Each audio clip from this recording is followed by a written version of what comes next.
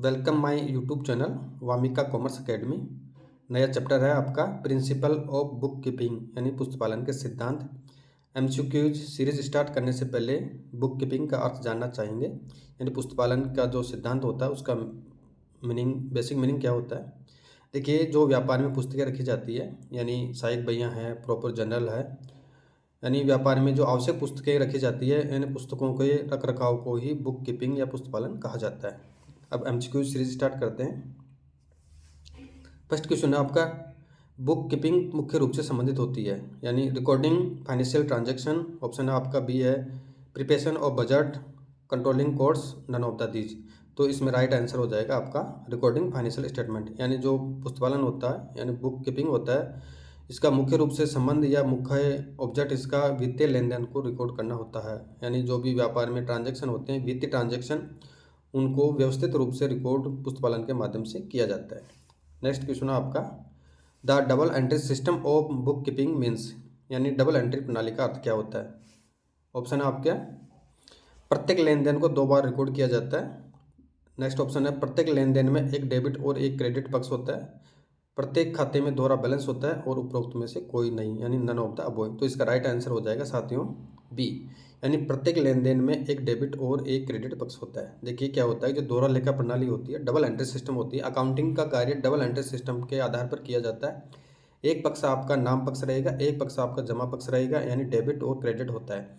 तो double entry system में प्रत्येक लेन देन में दोनों खाते प्रभावित होते हैं, यानी दोनों पक्ष प्रभावित होते हैं, एक डेबिट होता है और एक क्रेडिट होता है, इसलिए इसको डबल एंट्री सिस्टम या डबल खाता प्रणाली इसको कहा जाता है। नेक्स्ट क्वेश्चन की बात करें, the primary objective of book keeping is, यानी बुक कीपिंग का मुख्य ऑब्जेक्ट या मुख्य उद्देश्य क्या होता है। फर्स्ट है maintain records systematically, prepare trial balance, deduct fraud, none of the these. ठीक है, तो इसमें आपका राइट आंसर हो जाएगा साथियों रिकॉर्ड को व्यवस्थित रखना। क्या होगा, मेंटेन्स रिकॉर्ड सिस्टमेटिकली, यानी बुक कीपिंग यानी पुस्तपालन का मुख्य उद्देश्य रिकॉर्ड को व्यवस्थित रूप से रखा जाता है। यानी जो फाइनेंशियल यानी वित्तीय जानकारी होती है, वित्तीय रिकॉर्ड होते हैं, उनको व्यवस्थित तरीके से इसमें रखा जाता है।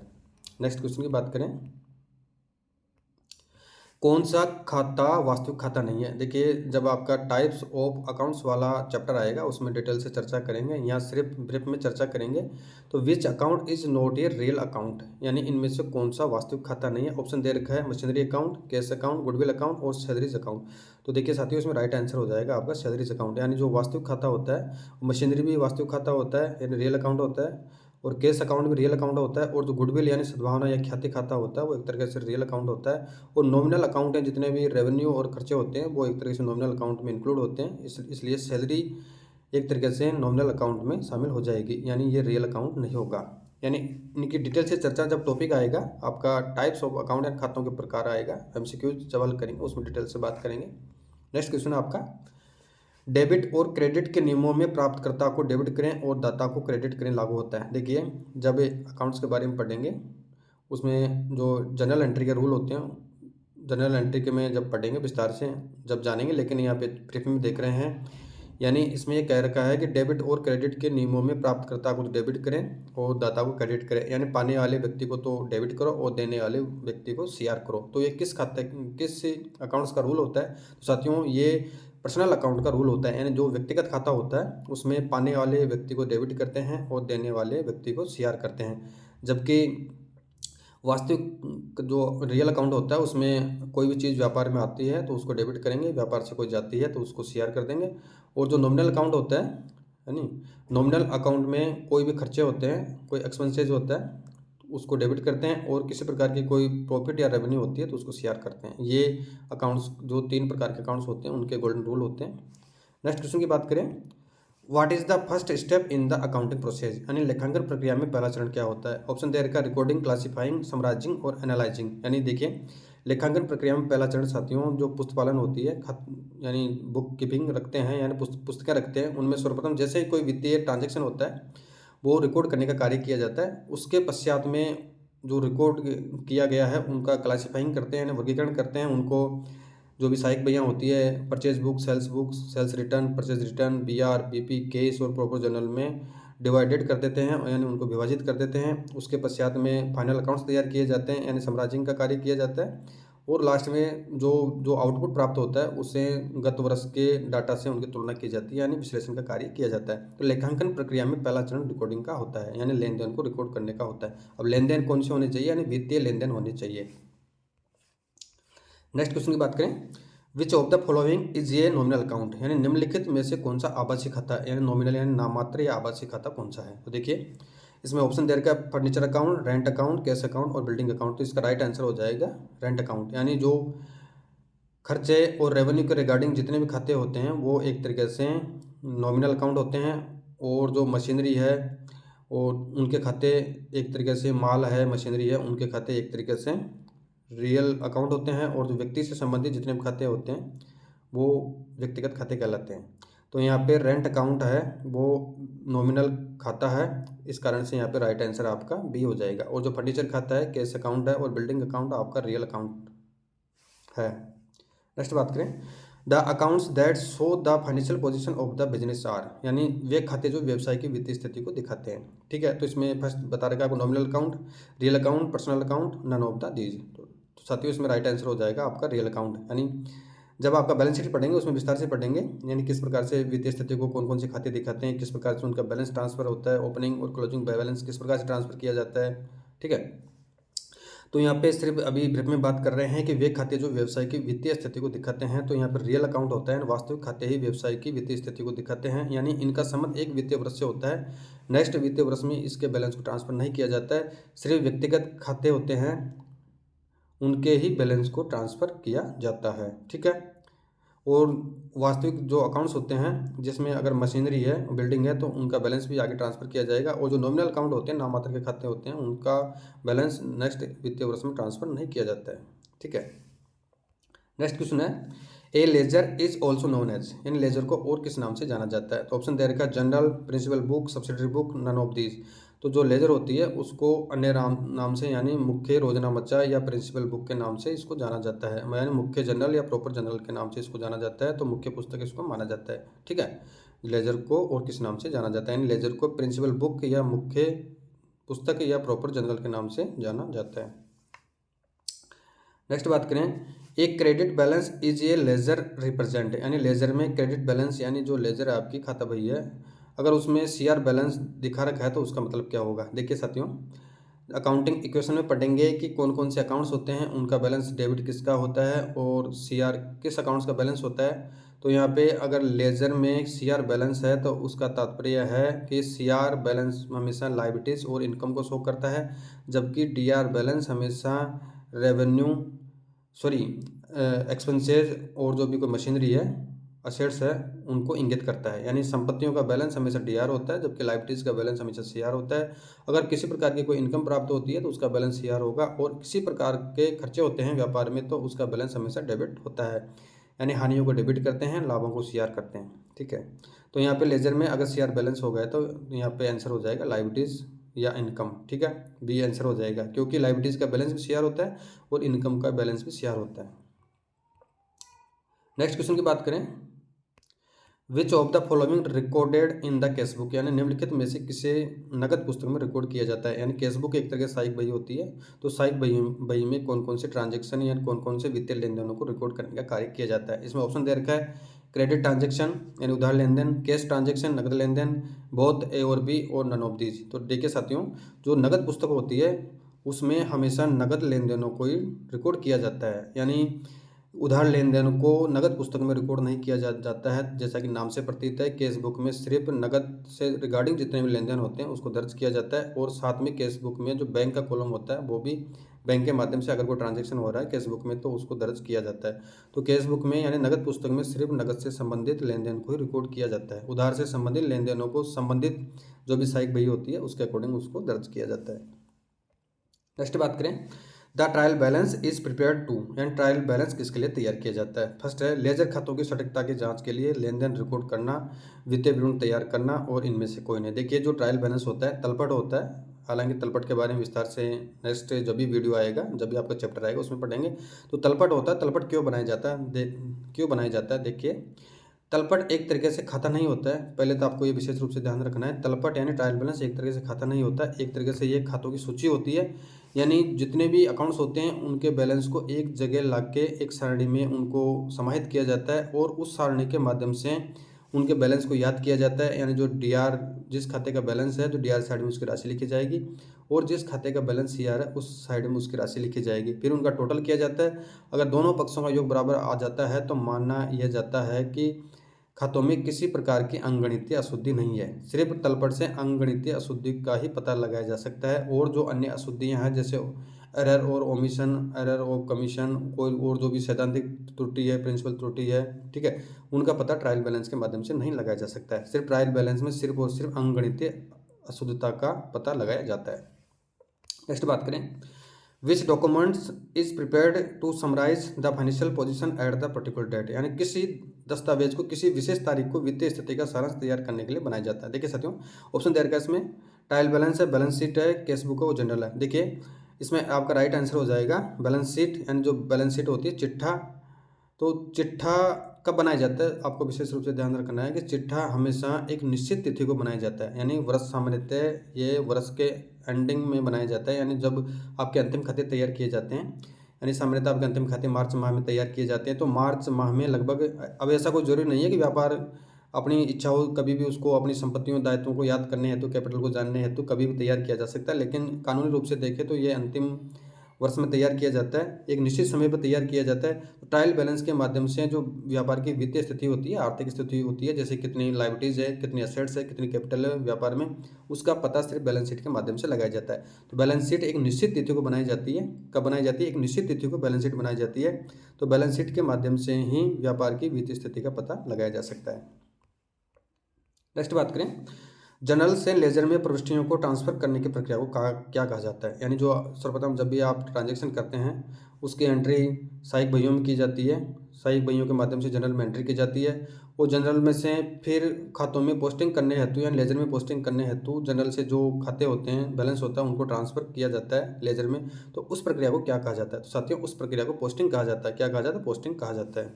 नेक्स्ट क्वेश्चन की बात करें, outstanding expenses are classified as, यानी बकाया खर्चों को किस रूप में वर्गीकृत किया जाता है। देखिए जो बकाया खर्चे होते हैं व्यापार के, एक तरीके से मान के चलो, अगर आप खुद के ऊपर भी लेके देखो, अगर आपके ऊपर किसी प्रकार का कोई कर्जा है या कोई आउटस्टैंडिंग एक्सपेंसेस है या अन्य व्यक्ति के द्वारा लाइबिलिटीज़ है, यानी आपको अन्य व्यक्ति को चुकाना है जो भी पैसा है, तो उसके अकॉर्डिंग एक तरीके से व्यापार के लिए बकाया खर्चा है तो वो एक तरीके से लाइबिलिटीज मानी जाएगी, यानी देनदारी मानी जाएगी, यानी दायित्व माना जाएगा। यानी बकाया खर्चे को लाइबिलिटीज यानी दायित्व माना जाता है, देनदारी मानी जाती है।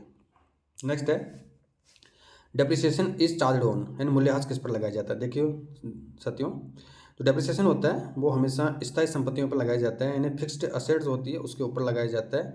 चालू संपत्तियों पर कभी डेप्रिसिएशन नहीं लगाया जाता है, ठीक है। अब स्थायी संपत्तियाँ कौन सी होती है, हालांकि नेक्स्ट चैप्टर में पढ़ेंगे, फिर भी अभी ब्रीफ में बात करते हैं। स्थायी संपत्तियाँ जैसे बिल्डिंग हो गई, लैंड हो गई, मशीनरी हो गई, प्लांट हो गई, एक्सेट्रा, जो भी स्थायी संपत्तियां होती है, यानी जिनका जीवन काल 1 वर्ष से अधिक तक होता है और जिनका जो भी लाभ है व्यापार को एक अनिश्चित यानी अनसर्टेनिटी लाइफ तक मिलता रहेगा, यानी अनिश्चित समय तक व्यापार को उन संपत्तियों का लाभ मिलता रहेगा, वो संपत्तियां स्थायी संपत्तियां कहलाती है, ठीक है। तो डेप्रिसिएशन हमेशा फिक्स्ड असेट्स यानी स्थायी संपत्तियों पर लगाया जाता है। नेक्स्ट क्वेश्चन है, which of the following is an example of liability, यानी निम्नलिखित में से कौन सा दायित्व या देनदारी का उदाहरण है। देखिए मशीनरी एक तरह की संपत्ति हो गई, कैश इन हैंड नगद राशि एक तरह की संपत्ति है, लोन पेबल देय ऋण और गुडविल भी एक तरह की संपत्ति है। तो यहाँ पर राइट आंसर हो जाएगा आपका लोन्स पेबल, यानी जो ऋण होता है, यानी जो आपने कोई भी बैंक से या अन्य किसी व्यक्ति से, संस्था से, इंस्टीट्यूशन से, फाइनेंशियल इंस्टीट्यूशन से, जहाँ से भी आपने अगर कोई लोन ले रखा है बैंक के माध्यम से या जो भी स्थिति है उस, तो वो एक तरीके से व्यापार के लिए दायित्व होता है, लाइबिलिटीज होती है। तो यहाँ पे लाइबिलिटीज या देनदारी लोन को माना जाएगा। नेक्स्ट क्वेश्चन आपका, द कैश बुक रिकॉर्ड्स, यानी कैश बुक किससे रिकॉर्ड करती है, यानी कैश बुक में कौन कौन से ट्रांजेक्शन आते हैं। देखिए अभी ऊपर बात कर चुके हैं लेकिन इसको पुनः देखते हैं। यानी कैश बुक में ऑप्शन दे रखा है आपका, फर्स्ट केवल नकद लेन देन, सेकंड आपका ओनली क्रेडिट ट्रांजेक्शन, और सी ऑप्शन आपका both cash and bank transaction, ठीक है। तो इसमें राइट आंसर हो जाएगा कैश बुक में। साथियों अभी पहले बात किया था, कैश बुक में हमेशा नगद लेन देनों का लेखा किया जाता है, यानी नगद के रिगार्डिंग जितने भी ट्रांजेक्शन होते हैं उनको रिकॉर्डेड किया जाता है। उसके साथ साथ में जो भी बैंक से संबंधित ट्रांजेक्शन होते हैं, बैंक से पैसा विड्रॉल करना या बैंक में पैसा डिपॉजिट करवाना या बैंक की तरफ से ब्याज अर्नड होना या बैंक को ब्याज चुकाना एक्सेट्रा, जो भी सिचुएशन हो उसका लेखा कैश बुक में किया जाता है। तो कैश बुक में जो भी कॉलम होते हैं, कैश बुक में एक कैश बुक सिंगल कॉलम की होती है, 2 कॉलम की होती है, 3 कॉलम की होती है, पेटी कैश बुक होती है। उसके बारे में जब आपका चैप्टर आएगा कैश बुक का, सहायक भैया का, सहायक बही या सब्सिडरी बुक आएगी, उसमें विस्तार से पढ़ेंगे। तो यहाँ पे कैश बुक में नगद भी लेन देन का रिकॉर्ड किया जाता है, उसके साथ साथ में बैंक लेन देन दोनों का ही रिकॉर्ड कैश बुक के माध्यम से किया जाता है। तो यहाँ पर राइट आंसर हो जाएगा आपका सी। नेक्स्ट बात करें, the amount paid for the purchase of furniture is recorded in, यानी फर्नीचर की खरीद के लिए भुगतान की गई राशि को किसमें रिकॉर्ड किया जाता है। तो देखिए साथियों, जब आप फर्नीचर परचेज करेंगे तो उसके रिगार्डिंग एंट्री क्या हो जाएगी, furniture account debit to cash account. अगर आप नगद में कर रहे हैं तो furniture account debit to cash हो जाएगा, अगर आप उधार कर रहे हैं तो पर्टिकुलर अकाउंट का नाम आ जाएगा, ठीक है, पर्टिकुलर व्यक्ति का नाम यहाँ पे आ जाएगा। तो फर्नीचर आप खरीद रहे हैं, ठीक है। अब उस संबंध में एंट्री क्या होगी, एंट्री की बात कर चुके हैं। तो इसमें क्या रखा है, किस में रिकॉर्ड किया जाएगा, तो इसमें ध्यान रखना, अगर नगद में खरीद रहे हैं तो इसकी एंट्री कैश बुक में हो जाएगी। किस में हो जाएगी, कैश बुक में, नगद पुस्तक में इसकी एंट्री हो जाएगी। अगर ये उधार में खरीदते हैं तो संबंधित आपका जो भी लेनदार है, क्रेडिटर्स है, उसके खाते में इसकी एंट्री हो जाती है। नेक्स्ट बात करें, an account in which the opening and closing stock are recorded, यानी ये खाता है जिसमें ओपनिंग स्टॉक यानी प्रारंभिक और क्लोजिंग स्टॉक का रिकॉर्ड किया जाता है। देखिए साथियों, पहले तो बात करते हैं ओपनिंग स्टॉक और क्लोजिंग स्टॉक क्या होता है। देखिए, जब नया व्यापार होता है तो उसके लिए ओपनिंग स्टॉक तथा क्लोजिंग स्टॉक समान माना जाता है, क्योंकि उसके लिए क्लोजिंग स्टॉक नहीं होता है। जो व्यापार में सर्वप्रथम पहले दिन से जो भी स्टॉक होता है वित्तीय वर्ष में, वही उसका ओपनिंग या क्लोजिंग स्टॉक माना जाता है। जबकि जो पुराना व्यापार हो जाता है तो उसका जो अंतिम वर्ष का क्लोजिंग स्टॉक होता है वो नेक्स्ट ईयर में वो ऑटोमेटिकली ओपनिंग स्टॉक हो जाता है। यानी ओपनिंग स्टॉक या क्लोजिंग स्टॉक का मतलब जो माल बिना बिका हुआ रह गया है, यानी उसका अभी सेल्स नहीं हुआ है, वो गोदाम में मौजूद है, तो उसको स्टॉक कहा जाता है, ठीक है। तो किस खाते में इसकी एंट्री की जाती है, फर्स्ट देर का ऑप्शन आपका ट्रेडिंग अकाउंट है, फिर P&L अकाउंट है, फिर बेलेंस शीट है, नन ऑफ द दीज। तो इसमें साथियों पता है आपको कि ट्रेडिंग अकाउंट के माध्यम से क्लोजिंग स्टॉक और ओपनिंग स्टॉक का लेखा किया जाता है। यानी ट्रेडिंग अकाउंट के डेबिट साइड में तो ओपनिंग स्टॉक आता है, जबकि CR साइड में क्लोजिंग स्टॉक का लेखा किया जाता है। नेक्स्ट बात करें, which of the following is an indirect expenses, यानी निम्नलिखित में से कौन सा अप्रत्यक्ष खर्चा है। यहाँ पे आंसर दे रखा है वेजेज, सैलरी, कैरेज इनवर्ड और परचेज कॉस्ट। देखिए साथियों, अब खर्चे दो प्रकार के होते हैं, एक तो होता है डायरेक्ट एक्सपेंसेज, एक होता है इनडायरेक्ट एक्सपेंसेज। तो डायरेक्ट एक्सपेंसेज जितने भी खर्चे होते हैं उनका लेखा ट्रेडिंग अकाउंट के माध्यम से किया जाता है, यानी ट्रेडिंग अकाउंट में उनकी मदों का लेखा किया जाता है। और जो इनडायरेक्ट एक्सपेंसेज होते हैं, प्रशासनिक लागतें होती हैं, उनका लेखा P&L अकाउंट के माध्यम से किया जाता है। तो यहाँ पे ये P&L अकाउंट की मद है, तो यहाँ पे जो सैलरी होती है वो सैलरी P&L अकाउंट में आती है, तो यहाँ पे ये अप्रत्यक्ष खर्चा होता है। जबकि वेजेज एक तरीके से डायरेक्ट खर्चा माना जाता है, ये ट्रेडिंग अकाउंट में आती है। अगर एग्जाम में वेजेज एंड सैलरी जाती है तो वो एक तरीके से ट्रेडिंग अकाउंट में आएगी, और अगर सैलरी एंड वेजेज आती है तो वो एक तरीके से P&L अकाउंट की मद आ जाएगी, ठीक है। नेक्स्ट बात करें, goods given as charity are recorded in, यानी जो वस्तु या पैसा दान में देते हैं तो उसको रिकॉर्ड किस प्रकार से करते हैं। तो पहले तो इसकी एंट्री देखते हैं। अगर कोई व्यक्ति गुड्स से, कोई कंपनी का मालिक है, कोई स्वामी है, अगर वो कोई चैरिटी या दान के रूप में माल देता है तो उस संबंध में एंट्री हो जाएगी डोनेशन, चैरिटी, जो भी सिचुएशन है, जो भी माल दे रहे हैं तो उसके according to charity oblique donation account debit to purchase account, ठीक है। क्योंकि परचेज एंट्री CR इसलिए कर रहे हैं क्योंकि यहाँ पे माल का दान दे रहे हैं तो इसका बैलेंस DR होता है परचेज का, लेकिन जब माल कम हो रहा है गोदाम से, ठीक है, स्टॉक से, तो इसको बैलेंस को समाप्त करने हेतु CR कर देंगे, तो यहाँ परचेज अकाउंट CR हो जाएगा। तो इसमें एंट्री हो जाएगी आपकी, तो किस पुस्तक में रिकॉर्ड करेंगे, तो इसमें पहला बता रखा है आपका ऑप्शन में P&L account and profit and loss account में करेंगे, या ट्रेडिंग अकाउंट में करेंगे, या केस बुक में करेंगे, या जनरल प्रॉफिट में करेंगे, या सामान्य जनरल में करेंगे। देखिए साथियों, किसी प्रकार से जो भी ओपनिंग एंड क्लोजिंग एंट्री, इसके अलावा जो भी दान में कोई माल दिया जाता है, फ्री सैंपल के रूप में दिया जाता है, अगर व्यापार में किसी प्रकार से कोई आग से या कोई प्राकृतिक आपदा से किसी प्रकार की कोई हानि होती है, या इसके अलावा जितनी कोई भी ट्रांसफर एंट्रियाँ होती है, उनका लेखा सामान्य जनरल यानी जनरल प्रॉपर के माध्यम से किया जाता है, ना कि लाभानी खाते में, व्यापार खाते में, नगद पुस्तक में या अन्य सहायक बहियों में इनका लेखा किया जाता है। यानी ये 10-15 प्रकार की एंट्रीज होती है, उनको विस्तार से देखेंगे जब आपका जनरल वाला चैप्टर आएगा, तो उसमें देखेंगे कि इनकी एंट्री हमेशा प्रॉपर जनरल के माध्यम से की जाती है, अन्य सहायक बहियों में इनकी एंट्री नहीं की जाती है। नेक्स्ट क्वेश्चन है, which of the following accounts is close at the end of the accounting year, यार इनमें से कौन सा खाता है जो लेखांकन वर्ष के अंत में समाप्त कर दिया जाता है, बंद कर दिया जाता है। देखिए पहला personal account, real account, nominal account. देखिए साथियों इनमें नॉमिनल अकाउंट को बंद किया जाता है, और जो अभी पहले बात कर चुके हैं कि जो पर्सनल अकाउंट यानी व्यक्तिगत खाते और जो रियल यानी वास्तविक खाते होते हैं उनको कभी बंद नहीं किया जाता है, यानी उनका जो बैलेंस होता है, अंतिम शेष बैलेंस होता है, उसको नेक्स्ट ईयर में ट्रांसफर कर देते हैं। और जो नॉमिनल अकाउंट के जितने बैलेंस होता है वो उसी वित्तीय वर्ष से संबंधित होता है, उसी वित्तीय वर्ष में उसके बैलेंस को समाप्त कर दिया जाता है। अब नॉमिनल अकाउंट में जितने भी खर्चे होते हैं या जितनी भी रेवेन्यू होती है वो नॉमिनल अकाउंट का पार्ट होता है, तो वहाँ जो भी उनका शेष होता है उसको नेक्स्ट ईयर में ट्रांसफ़र नहीं किया जाता है, जबकि पर्सनल अकाउंट और रियल अकाउंट का जो भी बैलेंस शेष रहता है उसको नेक्स्ट ईयर में ट्रांसफ़र कर दिया जाता है, ठीक है, यानी बैलेंस शीट के माध्यम से। नेक्स्ट क्वेश्चन है the reduction in the value of an assets over time is known as, यानी समय के साथ किसी संपत्ति के मूल्य में कमी को क्या कहा जाता है। हालांकि पहले पढ़ चुके हैं कि अगर संपत्ति के मूल्य में गिरावट आती है या कोई भी अप्रचलन या तकनीकी कारण जो भी अप्रचलन हो जाता है संपत्ति में, ठीक है, तो उस संबंध में संपत्ति के मूल्य में गिरावट आ जाती है, यानी मूल्य ह्रास लगता है, तो इसको डेप्रिसिएशन कहा जाता है। यानी संपत्ति के जो उसका मूल्य होता है, ठीक है, तो उसके मूल्य में से वास्तविक मूल्य में अगर जो कमी आ जाती है गिरावट से या संपत्ति के तकनीकी प्रचलन के कारण जो भी स्थिति हो, तो उसको डेप्रिसिएशन कहा जाता है। क्या कहा जाता है? डेप्रिसिएशन, ठीक है। नेक्स्ट क्वेश्चन की बात करें, if a firm fails to maintain proper books of accounts it violates, यानी यदि कोई फर्म उचित खाता पुस्तकें नहीं रखती है तो ये किसका उल्लंघन मानी जाती है। देखिए फर्स्ट में इसमें बता रखा है accounting standard, legal requirements, ethical practice, none of these. यानी अगर कोई भी यानी भारतीय कंपनी अधिनियम 2013 में जो भी कानून है उसमें स्पष्ट रूप से बता रखा है कि प्रत्येक कंपनी को लेखा पुस्तकें रखनी होगी, जो भी वो फॉर्मेट है उस फॉर्मेट के अकॉर्डिंग रखनी होगी। अगर कोई कंपनी उन नियमों का उल्लंघन करती है तो वो एक तरीके से कानूनी आवश्यकताएं उनको मानी जाती है, यानी कानून का उनके द्वारा उल्लंघन किया गया है तो कानून के अकॉर्डिंग उन पर कार्रवाई की जाती है। तो यहाँ पे लेखा मानक का कोई संबंध नहीं है। लेखा मानक में तो अकाउंटिंग स्टैंडर्ड में जो स्टैंडर्ड होते हैं राष्ट्रीय स्तर के और अंतर्राष्ट्रीय स्तर के, उसके अकॉर्डिंग कार्य किए जाते हैं, यानी उन मानकों के हिसाब से खाते तैयार किए जाते हैं। तो यहाँ पे जो भी उल्लंघन होगा वो कानूनी आवश्यकताओं का उल्लंघन होगा यानी कानून का उल्लंघन यहाँ पे होगा, अगर उचित पुस्तकें फर्म द्वारा या कंपनी द्वारा नहीं रखी जाती है तो यहाँ पर राइट आंसर हो जाएगा आपका बी। नेक्स्ट क्वेश्चन है, ये journal is also known as, यानी जनरल को और किस नाम से जाना जाता है। तो आपका फर्स्ट ऑप्शन है subsidiary book, day book, case book और लेजर। देखिए साथियों जनरल होती है, जनरल को डे बुक कहा जाता है, यानी जो दिन प्रतिदिन यानी सामान्य दिन प्रतिदिन के जितने भी ट्रांजेक्शन होते हैं, वित्तीय ट्रांजेक्शन होते हैं, उनका लेखा जनरल के माध्यम से किया जाता है, यानी जनरल का लेखा तिथिवार और क्रमानुसार किया जाता है।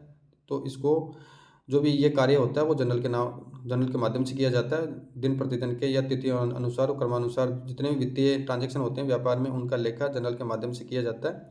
तो जनरल को अन्य नाम से यानी अदर नाम से इसको डे बुक यानी दिन प्रतिदिन की खाता बही भी इसको कहा जाता है, या दिन प्रतिदिन की खाता बही या सहायक बही इसको कहा जाता है। नेक्स्ट क्वेश्चन है, ये debit note is issued when, यानी डेबिट नोट जारी क्यों किया जाता है जब, इसमें ऑप्शन दे रखा है ग्राहक द्वारा सामान लौटाया जाता है, या उधार पर सामान खरीदा जाता है, या आपूर्तिकर्ता को सामान लौटाया जाता है। तो इसका राइट आंसर हो जाएगा goods are return to the supplier, यानी आपूर्तिकर्ता को सामान लौटाया जाता है। देखिए नोट दो प्रकार के होते हैं, एक तो होता है डेबिट नोट, एक होता है क्रेडिट नोट, यानी एक तो जमा नोट और एक होता है नाम नोट, ठीक है। तो यहाँ पे बात करें डेबिट नोट, तो डेबिट नोट आपूर्तिकर्ता यानी जो सेलर है उसके द्वारा अगर किसी बॉयर को माल बेचा जाता है, ठीक है, अगर उस माल में किसी प्रकार की कोई तकनीकी खामी है या माल आवश्यकता अनुसार नहीं है या माल गुणवत्ता युक्त नहीं है, जो भी स्थिति है, अगर बॉयर द्वारा यानी कि क्रेता द्वारा अगर उस माल को सप्लायर को लौटा दिया जाता है तो उसके संबंध में सप्लायर द्वारा एक डेबिट नोट जारी किया जाता है। और जो क्रेडिट नोट होता है वो इसका जस्ट विपरीत होता है, कि इसका जस्ट विपरीत हो जाएगा, यानी जो विक्रेता है वो क्रेता को जारी कर देगा, यानी इसके जस्ट विपरीत इसको हो जाएगा। नेक्स्ट है petty cash book is used to record, यानी पेटी केस बुक का उपयोग किसके लिए किया जाता है। इसमें ऑप्शन है आपका first large case transaction, small case transaction और क्रेडिट ट्रांजेक्शन। देखिए साथियों, तो पेटी केस बुक होती है, यानी ये केस बुक जो आपके साइक बही है उसका पार्ट है, उसमें विस्तार से पढ़ेंगे, लेकिन यहाँ पे अभी देख रहे हैं तो आपकी यानी पेटी केस बुक होती है, ठीक है। तो पेटी केस बुक में कार्य जो व्यापार में छोटे खर्चे होते हैं, छोटे ट्रांजैक्शन होते हैं, यानी जो नॉर्मल खर्चे होते हैं जैसे चाय के हैं, जलपान के हैं, एक्सेट्रा जो भी खर्चे होते हैं व्यापार में, कोई छोटी मोटी चीज़ें भी स्टेशनरी परचेज करनी हो या कोई छोटा मोटा भुगतान करना हो, तो उसके रिगार्डिंग एक कैशियर नियुक्त कर दिया जाता है व्यापारी द्वारा। वो जो भी व्यापार के छोटे मोटे खर्चे होते हैं उन खर्चों को पूरा करने हेतु उसको अग्रिम यानी अर्नेस्ट मनी दे दी जाती है, अग्रदायी उसको राशि दे दी जाती है, और उस राशि से वो उन खर्चों की पूर्ति करता है। और जैसे उस राशि में किसी प्रकार का अगर कोई बैलेंस बचता है तो अगले महीने में ट्रांसफर कर दिया जाता है। अगर कोई शॉर्ट राशि रहती है तो वो शॉर्ट राशि व्यापारी द्वारा उसको पुनः दे दी जाती है, यानी पेटी केस बुक में छोटे नगद लेन देन का लेखा किया जाता है। नेक्स्ट है which type of discount is recorded in the book, यानी किस प्रकार की छूट को पुस्तकों में रिकॉर्ड किया जाता है। फर्स्ट ऑप्शन है आपका cash discount, trade discount, both A and B. देखिए छूट दो प्रकार की होती है, व्यापारी द्वारा दो प्रकार की छूट दी जाती है ग्राहक को, एक तो होती है नगद छूट, एक होती है व्यापारिक छूट। तो नगद छूट का लेखा व्यापार में पुस्तकों में किया जाता है, जबकि जो व्यापारिक छूट होती है उसका लेखा किस प्रकार से नहीं किया जाता है। ठीक है, तो यहाँ पे जो कैश डिस्काउंट देंगे, अब डिस्काउंट किस प्रकार से दिया जाता है, डिस्काउंट इस प्रकार से दिया जाता है, या तो जो उधार माल बेचा जाता है या जो नगद माल बेचा जाता है। अगर नगद माल बेचेंगे तो अब उधार माल बेचेंगे तो उस रिगार्डिंग क्या होता है कि उधार माल में अब पैसा पता नहीं कब आएगा व्यापार में, कितने समय बाद में आएगा, कितना आएगा। और जो नगद माल बेचा जाता है उसमें आगामी भविष्य की चिंता नहीं रहती व्यापारी, तो उस संबंध में जो क्रेता होता है उसको एक निश्चित दर से व्यापारी द्वारा एक छूट दे दी जाती है, नगद छूट दे दी जाती है। इसको कैश डिस्काउंट कहा जाता है। तो इसका लेखांकन पुस्तकों में किया जाता है। नेक्स्ट बात करें, the main object of preparing a trial balance is to, यानी ट्रायल बैलेंस तैयार करने का मुख्य उद्देश्य क्या होता है। तो अंगणितीय सटीकता की जांच करना, लाभ या हानि का पता लगाना, सभी लेन देन रिकॉर्ड करना, इनमें से कोई नहीं। तो इसका राइट आंसर पहले ही बात कर चुके हैं कि ट्रायल बैलेंस का कार्य सिर्फ और सिर्फ अंगणितीय सटीकता की जांच यानी चेक द अर्थमेटिक एक्यूरेसी की जांच करनी है, तो ट्रायल बैलेंस का निर्माण किया जाता है। यानी ट्रायल बैलेंस से सिर्फ और सिर्फ अंगणितीय अशुद्ध जो अंगणितीय एरर होती है उसका ही पता लगाया जा सकता है। अन्य किसी प्रकार की कोई ओमिशन ऑफ एरर है, भूल की अशुद्धि है, सिद्धांतों की अशुद्धि है, सत्यपूर्वक अशुद्धि है, उनका पता किसी प्रकार से ट्रायल बैलेंस के माध्यम से नहीं लगाया जा सकता है। अगर वो बैलेंस नहीं मिलता है तो फिर लास्ट में सस्पेंस अकाउंट खोला जाता है और लास्ट में फिर अगले वित्तीय वर्ष में उसकी पुनः समस्त जनरल एंट्रियों की, समस्त जनरल की, सहायक बहियों की, लेजर पोस्टिंग की पुनः जांच की जाती है। अगर कोई गलती पकड़ में आ जाती है तो सस्पेंस अकाउंट को समाप्त कर दिया जाता है, अन्यथा उस सस्पेंस अकाउंट ओपन रहता है। नेक्स्ट क्वेश्चन की बात करें, goods withdrawn by the owner for personal use should be, यानी व्यक्तिगत उपयोग के लिए मालिक द्वारा कोई माल निकाला जाता है या आहरण किया जाता है तो उसके संबंध में किस खाते में उसको डेबिट किया जाएगा। तो इस साथियों इसकी एंट्री होती है, अगर व्यापारी द्वारा व्यापार से किसी प्रकार का माल निकाला जाता है या पूंजी निकाली जाती है, तो यहाँ पे बात करेंगे सिर्फ माल की। तो माल निकालेंगे तो उसके रिगार्डिंग एंट्री हो जाएगी आपकी drawings account debit to purchase account. क्या हो जाएगी, drawings account debit to purchase account. अगर कैपिटल व्यापारी द्वारा व्यापार से निकाली जा रही है तो उसकी एंट्री हो जाएगी drawings account debit to capital account. ठीक है, और माल निकाल रहे हैं तो drawings account debit to purchase account. Purchase account का यूज यहाँ पे क्यों किया जा रहा है, क्योंकि ये माल है। ठीक है, तो इस संबंध में आपकी एंट्री डेबिट क्या होगा, ड्राइविंग्स अकाउंट आपका डेबिट हो जाएगा। क्या हो जाएगा, ड्राइविंग्स अकाउंट आपका डेबिट हो जाएगा। नेक्स्ट बात करें नेक्स्ट क्वेश्चन की, ये क्रेडिट एंट्री इज ये लेजर अकाउंट रिप्रेजेंट, यानी लेजर खाते में जो सीआर प्रविष्टि किसका प्रतिनिधित्व करती है। यानी इसमें कह रखा है देनदार या आय में वृद्धि यानी इंक्रीज या लाइबिलिटी और इनकम। सेकंड ऑप्शन आपका डिक्रीज इन असेट्स और एक्सपेंसेस यानी संपत्ति या खर्च में कमी। और सी ऑप्शन आपका बोथ ए एंड बी। और डी ऑप्शन आपका नन ऑफ द अबव। ठीक है, तो साथियों इसमें ध्यान रखना है, इसका राइट आंसर आपका ए एंड बी हो जाएगा। क्या हो जाएगा, ए एंड बी हो जाएगा। देखिए तो इसमें किस प्रकार से होगा उसका विश्लेषण करते हैं। इन लेजर खाते में क्रेडिट प्रविष्टि किसका प्रतिनिधित्व करती है। देखिए अब आपको पता है कि जो बैलेंस होता है संपत्तियों का बैलेंस हमेशा डेबिट होता है और जो लायबिलिटीज़ का बैलेंस हमेशा सीआर होता है। और जितने भी एक्सपेंसेज होते हैं, खर्चे होते हैं, उनका बैलेंस डेबिट होता है। और जितने भी रेवेन्यू होती है उनका बैलेंस हमेशा सीआर होता है। और जितने भी लॉसेज होते हैं उनका बैलेंस डेबिट होता है। और जितने भी जो प्रॉफिट होते हैं उनका बैलेंस हमेशा सीआर होता है। तो अब सीआर में करेंगे तो किस प्रकार से होगी, अगर देन मतलब तो इसमें क्रेडिट प्रविष्टि किसका प्रतिनिधित्व करती है, तो इंक्रीज या लायबिलिटी और इनकम। यानी अगर आपकी दायित्व में वृद्धि हो रही है तो स्वाभाविक है दायित्वों का बैलेंस सीआर होता है। अगर दायित्व में वृद्धि होगी तो उसको सीआर करेंगे, अगर दायित्व में कमी होगी यानी डिक्रीज होगा तो उसको डेबिट कर देंगे। तो यहाँ पे सीआर एंट्री हो रही है तो यहाँ पे अगर लायबिलिटीज़ में वृद्धि हो रही है तो ऑटोमेटिक सीआर हो जाएगा। और अगर इनकम में वृद्धि होती है, क्योंकि इनकम का बैलेंस रेवेन्यू का बैलेंस सीआर होता है, तो इनकम में वृद्धि होगी तो इस प्रकार से सीआर हो जाएगी। ठीक है, नेक्स्ट बात करें डिक्रीज इन असेट्स और एक्सपेंसेज, यानी अब आपको पता है कि संपत्तियों का बैलेंस हमेशा डेबिट होता है जबकि खर्चों का बैलेंस भी हमेशा डेबिट होता है। ठीक है, तो अगर संपत्ति बढ़ेगी तो उसको डेबिट करेंगे, खर्चे बढ़ेंगे तो डेबिट करेंगे। अगर संपत्ति के मूल्य में कमी हो रही है तो उसको सीआर कर देंगे, क्या रिवर्स कर देंगे। और जो खर्च जो भी एक्सपेंसेज है अगर उनके मूल्य में कमी हो रही है, क्या हो रही है, कमी हो रही है, तो उसको सीआर कर देंगे। तो ठीक है, तो यहाँ पे आपका right answer both A and B हो जाएगा, क्योंकि दोनों ही जो ए एंड बी ऑप्शन है वो इससे रिलेटेड है। क्योंकि यहाँ पे दायित्व में वृद्धि भी हो रही है और आय में वृद्धि भी हो रही है और फिर संपत्ति के मूल्य में कमी हो रही है और खर्च के मूल्य में कमी हो रही है, तो इनका बैलेंस सीआर हो जाएगा। ठीक है, नेक्स्ट बात करें। The balance of the suspense account is transfer to, यानी अभी बात कर चुके हैं कि जो ट्रायल बैलेंस में अगर मेल नहीं मिल पाता खातों का, यानी खातों का मैचिंग नहीं हो पाता है डेबिट और क्रेडिट का, यानी सीआर और डीआर पक्ष का अगर जो राशि आती है अमाउंट अगर वो समान नहीं आती तो उसके मिलान करने हेतु सस्पेंस अकाउंट खोला जाता है, यानी संशय खाता तैयार किया जाता है। अब सस्पेंस खाता का बैलेंस किस में ट्रांसफर किया जाता है, तो इसके पहले ऑप्शन दे रखा आपका फर्स्ट ए है प्रॉफिट एंड लॉस अकाउंट में, बी ऑप्शन आपका बैलेंस शीट में, सी ऑप्शन आपका ट्रेडिंग अकाउंट में और डी ऑप्शन आपका नन ऑफ दीज, यानी तो इसका राइट आंसर हो जाएगा बैलेंस शीट में। अभी पहले बात कर चुके हैं कि अगर ट्रायल बैलेंस में बैलेंस नहीं मिल पाता है तो फिर सस्पेंस अकाउंट खोला जाता है, जिस पक्ष का योग कम होता है ये तो उस पक्ष में सस्पेंस अकाउंट खोला जाता है। ठीक है, तो अब जो सस्पेंस अकाउंट का बैलेंस होता है उसको बैलेंस शीट में ट्रांसफर कर देंगे। कहाँ कर देंगे, बैलेंस शीट में उसको ट्रांसफर कर दिया जाता है, ना कि P&L और ट्रेडिंग अकाउंट में।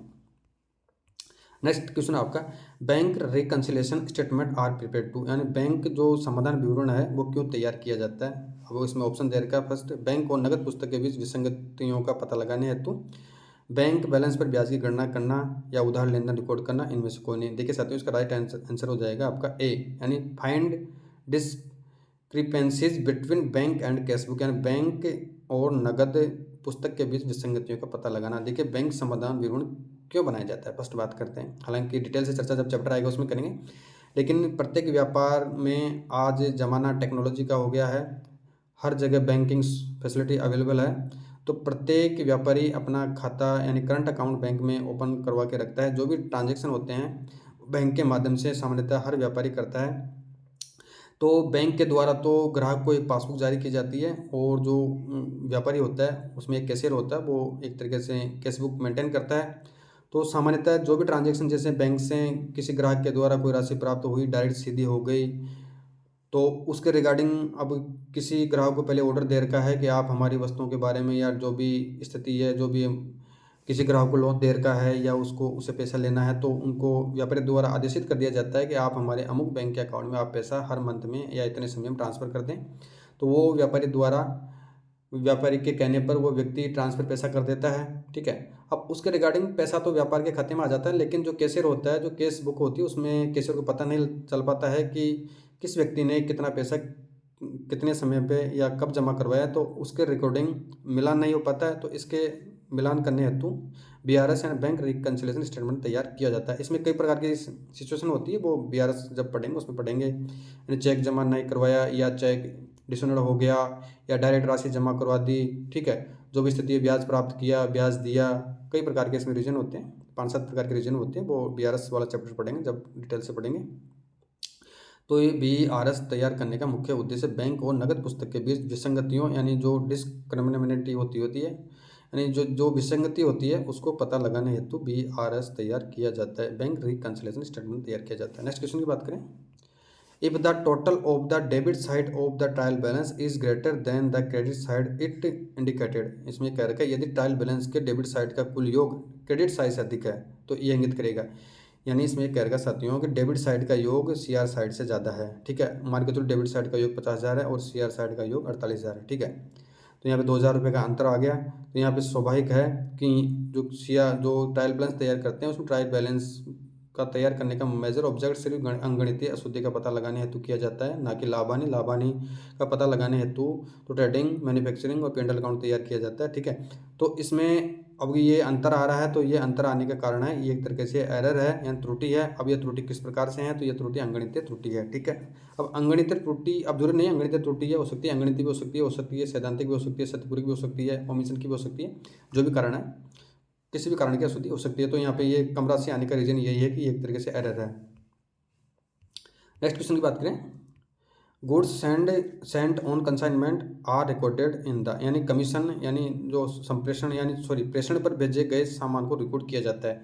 तो इसमें फर्स्ट ऑप्शन दे रखा है परचेज अकाउंट में, सेल्स अकाउंट में, कंसाइनमेंट अकाउंट में और ट्रेडिंग अकाउंट में। यानी जो संप्रेषण यानी प्रेषण पर जो माल भेजा जाता है, ठीक है, उसका लेखा हमें हमेशा कंसाइनमेंट अकाउंट एंड कमीशन खाते में किया जाता है, यानी संप्रेषण खाते में इसका लेखा किया जाता है। नेक्स्ट बात करें, prepaid expenses are shown on the, यानी पूर्व भुगतान किए गए खर्च किस खाते में दिखाए जाते हैं। यानी आपने ऑलरेडी व्यापार का दायित्व तो नहीं है, लेकिन व्यापारी द्वारा कोई खर्चा है वो पहले ही चुका दिया गया है, प्रीपेड यानी पहले ही चुका दिया गया है मांगने से पहले ही, तो एक तरीके से वो व्यापार के लिए संपत्ति होती है। तो इसका लेखा बैलेंस शीट के असेट साइड में किया जाता है, यानी बैलेंस शीट के में आर्थिक चिट्ठे के जो संपत्ति पक्ष होता है उसमें इसका लेखा किया जाता है, क्योंकि एक तरीके से यह व्यापार के लिए संपत्ति होती है, क्योंकि लाइबिलिटीज ड्यू नहीं हुई लेकिन उससे पहले ही व्यापारी द्वारा खर्चे का भुगतान कर दिया गया है एडवांस में, तो एक तरीके से यह व्यापार की संपत्ति मानी जाएगी। अगर उदाहरण के तौर पर कोई बकाया खर्चा है, ठीक है, उसका भुगतान देय है लेकिन व्यापारी द्वारा भुगतान नहीं किया गया है, तो वो एक तरीके से इसका विपरीत माना जाता है, यानी लाइबिलिटीज मानी जाती है और उसका लेखा बैलेंस शीट की लाइबिलिटी साइड में कर दिया जाता है। नेक्स्ट क्वेश्चन की बात करें, which of the following is not a substitute book, यानी इनमें से कौन सी सहायक पुस्तक नहीं है। देखिए साथियों, सहायक पुस्तकें 8 प्रकार की होती है। एक होती है आपकी सेल्स बुक, परचेज बुक, यानी इनके बारे में जब आप सहायक भैया पढ़ेंगे उसमें विस्तार से बात करेंगे, यहाँ पे सिर्फ ब्रीफ में बात कर रहे हैं। तो purchase book, sales book, purchase return, sales return, BR, BP और केस बुक, एक होता है आपका प्रॉपर जनरल, यानी 8 प्रकार की सहायक भैया होती है। तो निम्नलिखित में से कौन सहायक पुस्तक नहीं है। तो यहाँ पे सेल्स बुक भी पुस्तक होती है, परचेज बुक भी होती है, केस बुक भी होती है, तो लेजर होती है। लेजर एक तरीके से खाता बही होती है, यानी जनरल से जो खातों का शेष ट्रांसफर किया जाता है वो लेजर में किया जाता है। खाता बही में प्रत्येक खाते अलग अलग यानी डिफरेंट खोले जाते हैं, अलग अलग खातों को खोला जाता है, वो लेजर के माध्यम से किया जाता है, यानी लेजर में खातों की पोस्टिंग होती है। तो एक तरीके से सहायक बही नहीं होती है, यानी ये लेजर एक तरीके से खाता बही मानी जाती है।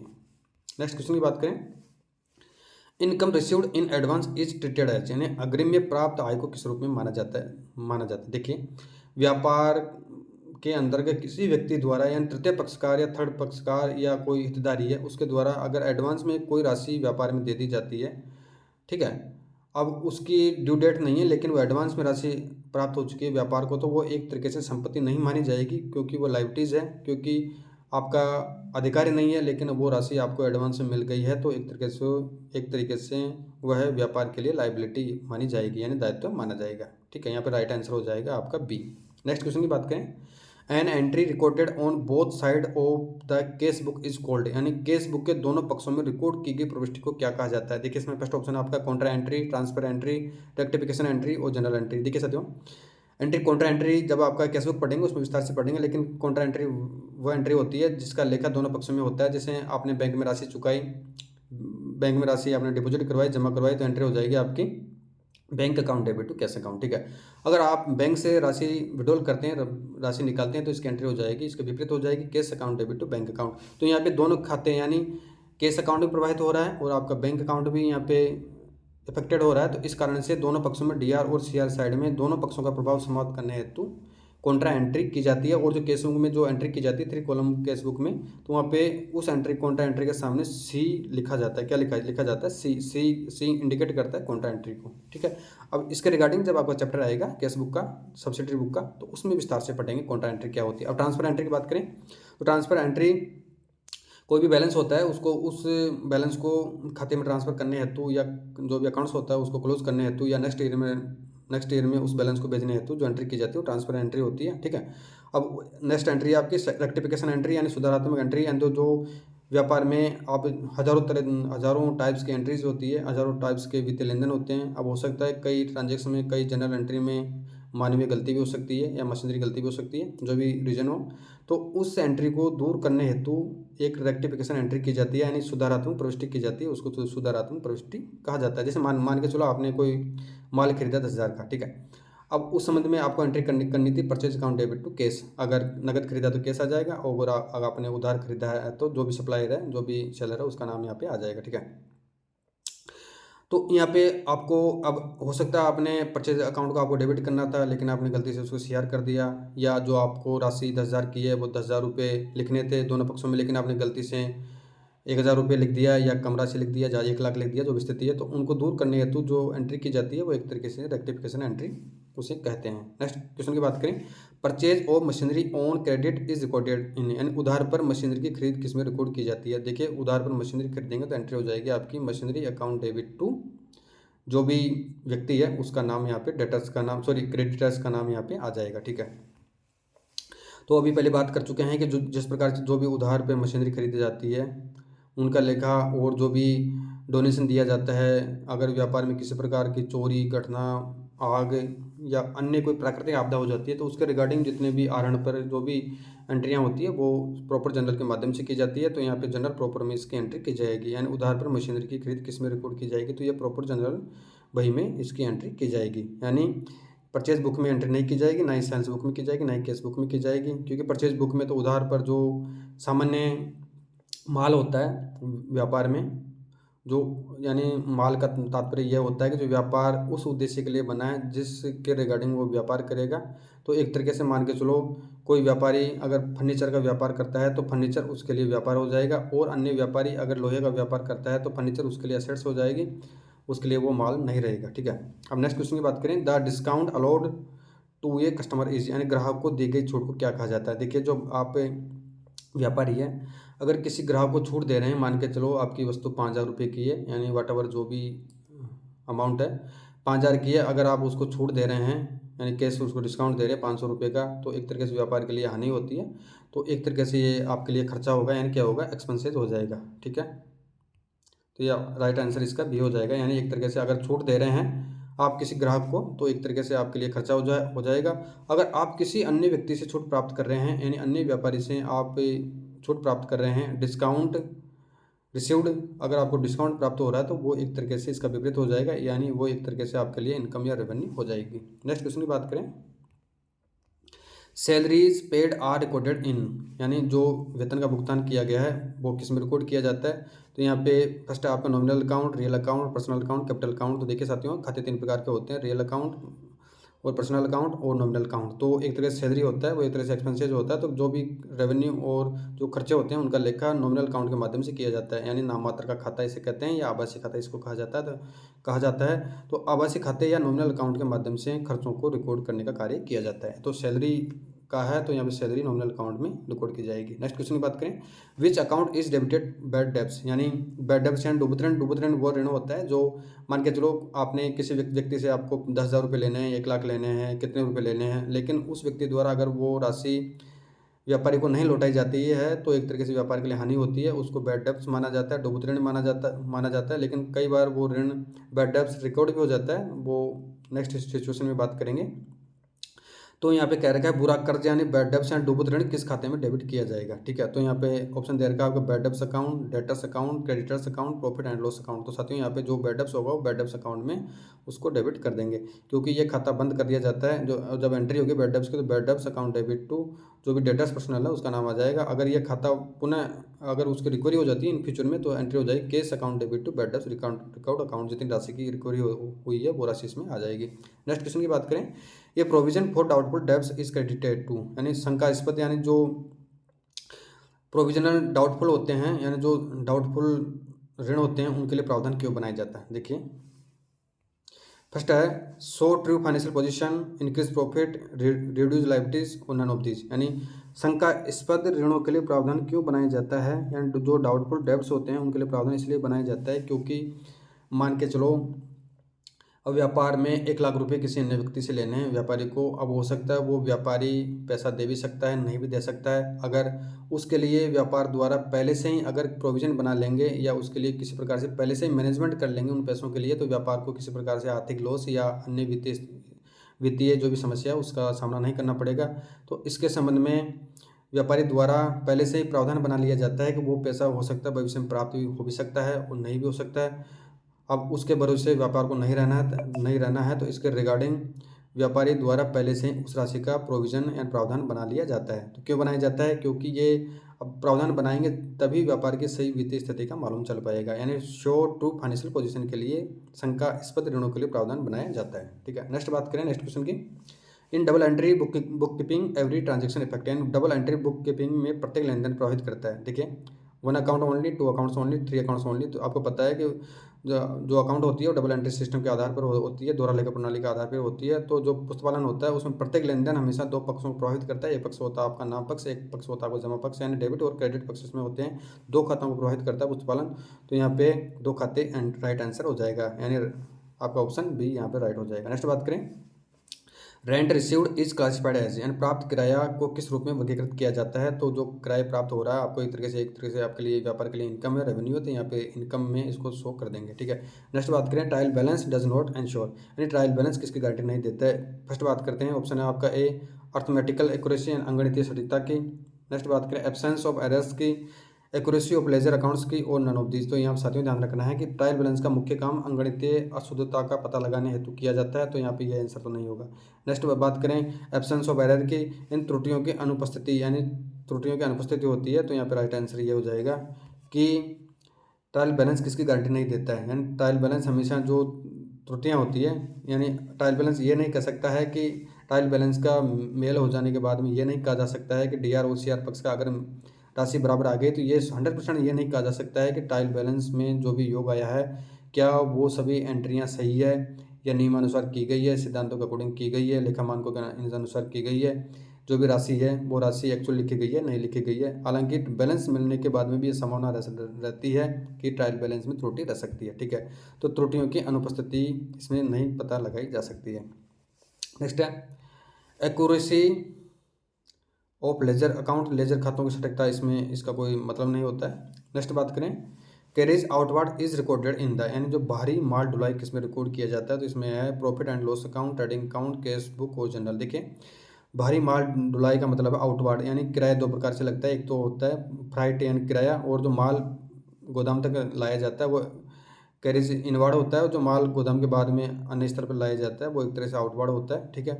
तो जो प्रत्यक्ष खर्चे होते हैं वो एक तरीके से कैरेज इनवर्ड में शामिल होते हैं, वो ट्रेडिंग की मदद होती है, ट्रेडिंग अकाउंट की मदद होती है, जबकि आउटवर्ड एक तरीके से अप्रत्यक्ष खर्चा है, ठीक है।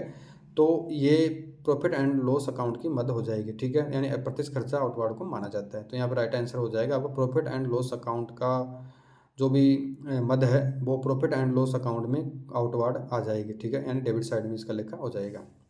नेक्स्ट क्वेश्चन बात करें लास्ट क्वेश्चन की, ड्राइविंग्स आर डिडक्टेड फ्रॉम, आहरण किससे घटाए जाते हैं। देखिए साथियों आहरण दो प्रकार से किया जाता है, या तो आहरण कैपिटल के माध्यम से किया जाता है, यानी कैपिटल का आहरण कर सकता है व्यापारी, या निजी उपयोग हेतु माल का कर सकता है, ठीक है, दो तरीके से आहरण कर सकता है। अगर निजी उपयोग हेतु माल का आहरण करेगा तो उस संबंध में एंट्री हो जाएगी। आहरण बोले तो यानी व्यापार की संपत्तियों में से पैसा निकालना, या जो माल है व्यापार में विद्यमान है उसका उपयोग करना या उनको निकाल लेना, या व्यापार की जितनी भी कोई मशीनरी है उसकी सेवाएं लेना, वो एक तरह से ड्राइविंग्स माना जाता है। तो ड्राइविंग्स करेंगे, मान के चलो आपने माल का ड्राइविंग्स कर लिया, ठीक है, तो इसमें एंट्री हो जाएगी drawings account debit to purchase account, जितनी राशि से आपने माल विड्रॉल किया उसके लेखा हो जाएगा, ठीक है। और उसके पश्चात में अगर आपके द्वारा कैपिटल व्यापार से निकाली गई है व्यापारी द्वारा, तो उस संबंध में एंट्री हो जाएगी drawings account debit to capital account, ठीक है। अब जो कैपिटल को माइनस करेंगे, यानी आपकी कैपिटल पहले व्यापारी में 10 लाख थी, आपने 1 लाख रुपये विड्रॉल कर लिया 1 साल के लिए, जो भी स्थिति है, यानी व्यापारी द्वारा उस पर ब्याज भी दिया जाता है। तो अगर आपने, क्योंकि पृथक अस्तित्व अवधारणा के अनुसार सेपरेट एंटिटी सिस्टम के अकॉर्डिंग व्यापार और व्यापारी का अस्तित्व अलग अलग होता है, तो व्यापारी द्वारा जो कैपिटल विड्रॉल की जाती है उस पर व्यापारी द्वारा ब्याज दिया जाता है, ठीक है। तो इसमें विड्रॉल कर रहे हैं कैपिटल, तो एंट्री हो जाएगी आपकी drawings account debit to capital account. तो कैपिटल अकाउंट में आपका 10 लाख है, तो 1 लाख विड्रॉल कर दिया, तो कैपिटल में से जो कैपिटल अकाउंट का 10 लाख का शेष है उसमें से 1 लाख रुपये माइनस कर देंगे, तो यहाँ पे कैपिटल अकाउंट का शेष 9 लाख रुपये आपका रह जाएगा।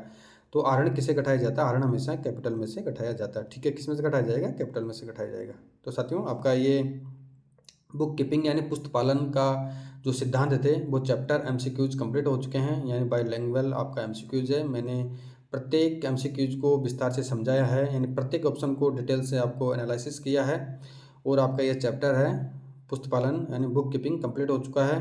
50 एमसीक्यूज कंप्लीट कर चुके हैं, यानी जो भी कॉमर्स के रिगार्डिंग या रिलेटेड जितने भी कॉम्पिटिशन एग्जाम होते हैं, चाहे स्टेट गवर्नमेंट में हो चाहे सेंट्रल गवर्नमेंट में हो, ठीक है, उसमें ये एमसीक्यूज प्रत्येक एग्जाम में आते हैं। तो एमसीक्यूज आपके लिए बहुत ही फायदेमंद है, यानी जो एमसीक्यूज मैंने ये तैयार किए हैं ये बहुत ही इंपॉर्टेंट एमसीक्यूज है, यानी आप इन एमसीक्यूज को अच्छी तरह से रीडिंग कर लेंगे या अच्छी तरह से समझ लेंगे, आपकी अंडरस्टैंडिंग इससे बहुत ही अच्छी हो जाएगी, और जो भी एग्जाम में क्वेश्चन आएंगे उसको आप आसानी से अटेम्प्ट कर सकते हैं, ठीक है साथियों। नेक्स्ट वीडियो में नई चैप्टर के साथ मिलेंगे। Thank you.